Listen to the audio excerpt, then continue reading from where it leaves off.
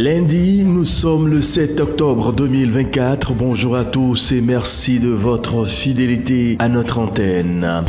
Après plus d'un an de discussion, le Ghana est parvenu à un accord avec les détenteurs internationaux d'obligations pour la restructuration de sa dette extérieure qui s'élève à 13 milliards de dollars US. C'est ce qu'a annoncé le gouvernement dans un communiqué évoquant un accord qui permet au pays de se débarrasser des 37% de cette dette envers ses créanciers privés que sont les gestionnaires d'actifs internationaux et des banques africaines détentrices d'obligations de l'État ghanéen. Le Ghana était depuis 2022 en défaut de paiement sur une bonne partie de sa dette extérieure suite à des difficultés économiques. Cette situation avait valu au pays une exclusion des marchés de capitaux internationaux, raison pour laquelle Accra était obligé de se tourner vers le marché domestique pour se lever de fonds via des bons du Trésor avec des taux d'intérêt élevés. Grâce à cet accord avec les détenteurs internationaux, le Ghana devrait désormais concentrer ses efforts sur son programme de réforme visant d'après les autorités locales à améliorer le bien-être des populations et stabiliser les finances. Au point 2, le Nigeria où la banque africaine d'import-export Afreximbank vient d'approuver une facilité de financement de 20,8 millions de dollars au profit de l'entreprise Starlink Global et Ideal Limited opérant dans la négoce des matières premières agricoles. L'annonce a été faite dans un communiqué publié le jeudi 3 octobre dernier. Cet appui financier vise à accompagner la réalisation d'un projet de transformation d'anacarde. Dans le détail, 7,8 millions de dollars seront consacrés aux dépenses d'investissement pour la construction d'une usine qui sera dotée d'une capacité de traitement de 30 millions de tonnes de noix de cajou, tandis que le reste de l'enveloppe sera utilisé comme fonds de roulement de l'unité. Globalement, cet investissement devrait contribuer à renforcer le segment de la transformation encore embryonnaire au sein de la filière nigériane. Selon le Conseil de promotion des exportations, le pays n'exploite en effet que le tiers de sa capacité de transformation annuelle qui se situe entre 25 000 et 35 000 tonnes.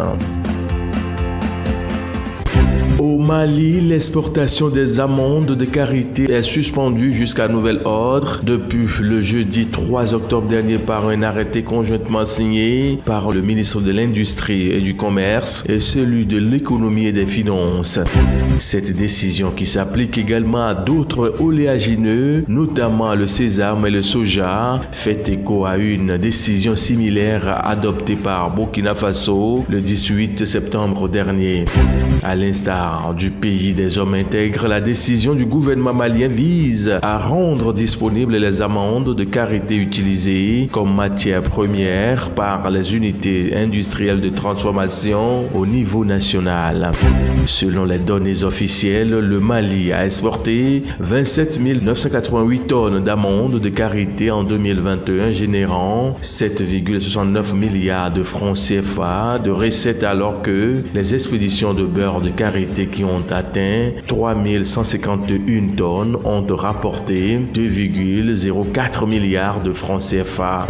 Rappelons que le pays a inauguré en 2021 sa première usine moderne de transformation de karité d'un coût global de 5 millions de dollars. Le Gabon, à présent où la production pétrolière a baissé de 10,8% au deuxième trimestre 2024. Le pays a produit 19,9 millions de barils sur la période contre 21,8 millions de barils au précédent trimestre. C'est la première de crue des chiffres depuis 5 trimestres consécutifs de hausse. Selon le ministère de l'Économie, elle a été ni influencé par des incidents opérationnels à l'origine de la mauvaise orientation de la production de 5 opérateurs. Ainsi, l'incident sur le site Bécounon, les problèmes rencontrés par BVE ont très fortement contribué à la baisse de la production pétrolière. Également observé au niveau des exportations de brut, la baisse a globalement affecté les activités extractives dont l'indice de production a baissé de 7,7% sur la période sous revue. Les perspectives du tableau de bord de l'économie restent cependant d'actualité avec une prévision de 11 678 millions de tonnes de pétrole en 2024, soit plus que les 11 160 millions de tonnes produites en 2023. Bouclons avec le Maroc où l'Office marocain des chemins de fer a annoncé l'attribution prochaine d'un nouveau lot du projet de ligne à grande vitesse LGV reliant Kénitra à Marrakech.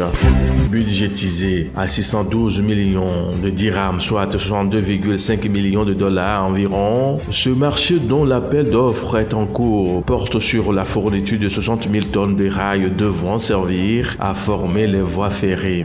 Le réseau dont la phase 1 est à l'étape d'attribution aux entreprises exécutantes a entre autres pour objectif d'améliorer la mobilité vers les régions intérieures et de stimuler le tourisme vers ces deux villes connues pour être prisées des touristes prévus sur 400 km.